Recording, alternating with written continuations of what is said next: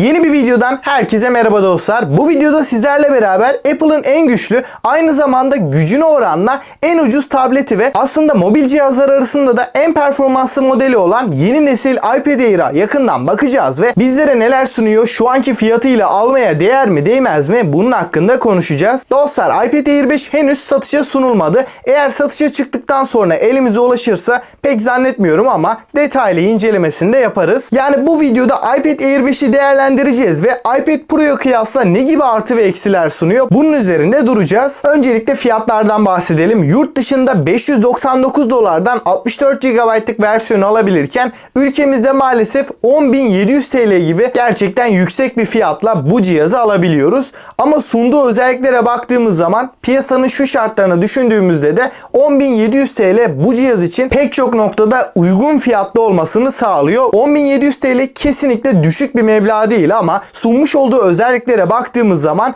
gerçekten fiyatının çok daha üstünde bir performansı bizlere sunuyor. İsterseniz vakit kaybetmeden iPad Air 5'in tasarımıyla başlayalım. İlk olarak bizleri çok sade ve güzel bir tasarımın karşıladığını söyleyebiliriz. Açıkçası tasarım olarak Air 5 ile Air 4 arasında da herhangi bir fark bulunmuyor. Bu yüzden Air 4 üzerinden anlatmaya devam edeceğim. Arka tarafa baktığımız zaman iPad Air 5'te yeni nesil iPhone'lar gibi daha köşeli, sert bir tasarımla karşılaşıyoruz. Renk seçenekleri olarak da gayet güzel renklerle geldiğini belirteyim. Özellikle mavi tonu ortama göre de renk değiştirebiliyor. Bunun dışında kasanın tamamen alüminyum bir yapıya sahip olması da elde tutuş hissiyatı olarak bize çok premium bir hissiyat verebiliyor. Dostlar, iPad Air gerçekten sade ama oldukça şık bir tasarıma sahip. Bunun yanında iPad Air'in avantajlarından biri de Lightning girişi yerine Type-C şarj girişinin iPad Air 5'te bulunması. Bu sayede yardımcı aksesuarlarda da çeşitliliğimiz fazlasıyla artıyor. iPad Air 6.1 mm'lik kalınlığa ve 461 gramlık bir ağırlığa sahip. Bir tablete göre hem hafif hem de oldukça ince olduğunu belirtmem gerekiyor. Bu 461 gramlık ağırlıkta kasaya çok orantılı bir şekilde dağıtıldığından dolayı uzun süreler kullandığımızda dahi elimizi yormuyor.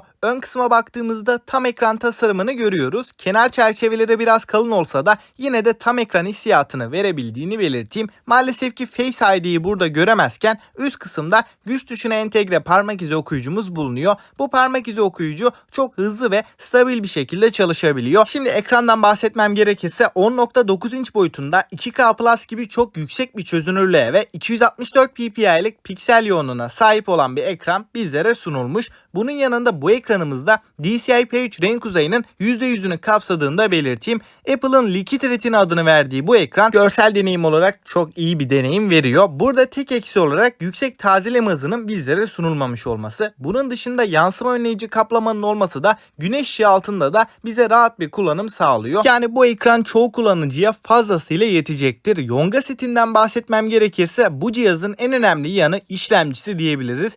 Apple'ın silikon M1 çipini görürken 5 nanometre mimarili bu işlemcimiz gerçekten performansı zirveye çıkardı diyebilirim. Bu işlemciyle birlikte 4K 60 kare videolarınızı dahi çok hızlı bir şekilde render alabileceksiniz. Bunun dışında günlük kullanım için söylememe bile gerek yok. Oyunlar olsun, uygulama açılışları olsun inanılmaz derecede performanslı. Performans konusunda Air 5 tablet dünyasının ötesinde diyebilirim. Bunun yanında 6 GB RAM, 64 ve 256 GB'lık depolama alanları da bizlere sunuluyor. Eğer uzun ömürlü bir kullanım düşünüyorsanız 256 GB olan daha mantıklı olacaktır. Kamera kısmına baktığım zaman arka tarafta 12 megapiksel f1.8 diyafram açıklığında Smart HDR3 ve EIS destekli 4K 60 kare videolar bile çekebilirken tablete göre çok güzel bir kameranın bizleri karşıladığını söyleyebilirim. Ön tarafta da yine 12 megapiksel ultra geniş açılı kamerasıyla kadrajı otomatik olarak ayarlayan yapay zeka destekli gayet başarılı bir kamerayı görüyoruz. Batarya tarafında da Apple değerleri açıklamasa da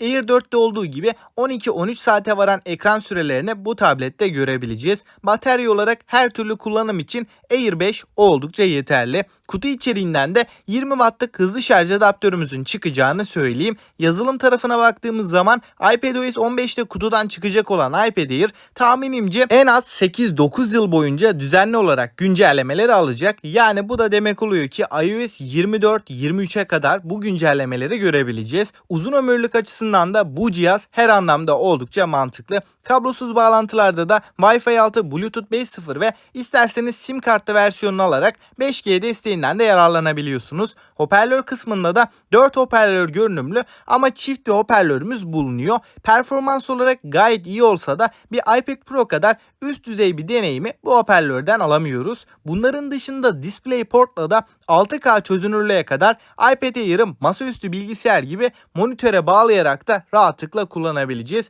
Bu da bu cihazı profesyonele yakın yapan detaylar arasında.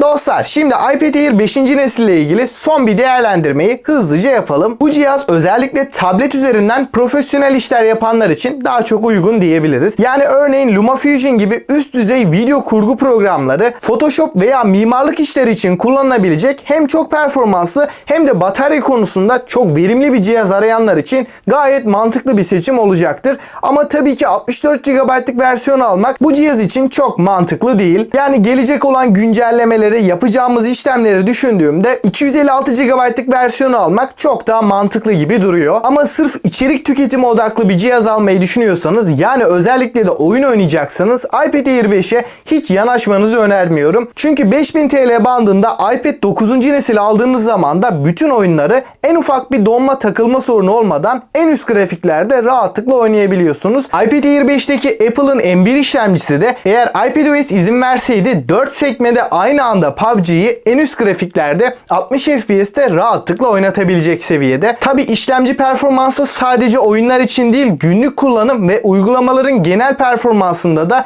en büyük etken. Yani genel performansta da iPad Air çok üst seviyede. Hiç abartmıyorum dostlar. Eğer iPad Air 5 alırsanız 9-10 yıl boyunca eğer bataryasını değiştirerek kullanırsanız en ufak bir sorun yaşamayacağınız bir tablet. Son olarak da iPad Air 5 ile iPad Pro 4. nesil arasındaki farklara değinelim. Kamera kısmında ultra geniş açı, OIS ve lidar sensörünün bulunmaması, bunun yanında Apple'ın en değerli teknolojilerinden Face ID teknolojisinin de bu cihazda bulunmamasını ekleyebiliriz. Tabii ki 120 Hz ProMotion ekranda iPad Air 5'te bizlere sunulmuyor. Hoparlör tarafında da iPad Air 5'te çift hoparlör sistemi bulunurken iPad Pro modellerinde dörtlü hoparlör sistemiyle karşılaşıyoruz. Yani saymış olduğumuz bu farklılıklar genel olarak iPad Pro'yu öne çıkaran detaylar arasında. Açıkçası iPad Air 5 ekranda yüksek hertz takıntısı olmayanlara ve iPad Pro'ya göre daha uygun fiyatlı bir alternatif arayıp aynı zamanda iPad Pro kadar güçlü bir cihaz isteyenler için oldukça mantıklı bir model olmuş. Burada şunu belirtmem gerekiyor. Eğer iPad Air 4 kullanıyorsanız A14 Bionic işlemcisi de sizi uzun yıllar götürecektir. Yani Air 5'e geçmenizi ben önermiyorum. M1 işlemcisi her ne kadar mobil dünyasına çok büyük bir farklılık getirmiş olsa da iPadOS halen bu işlemcinin yeteneklerine karşılık verebilecek düzeyde değil. Yani ilerleyen yıllarda iPadOS işletim sistemi geliştikçe bu işlemcinin farkı da net bir şekilde ortaya çıkacak. Peki sizler iPad Air 5. nesil hakkında neler düşünüyorsunuz? Alınır mı alınmaz mı? Görüşlerinizi yorumlarda bekliyorum.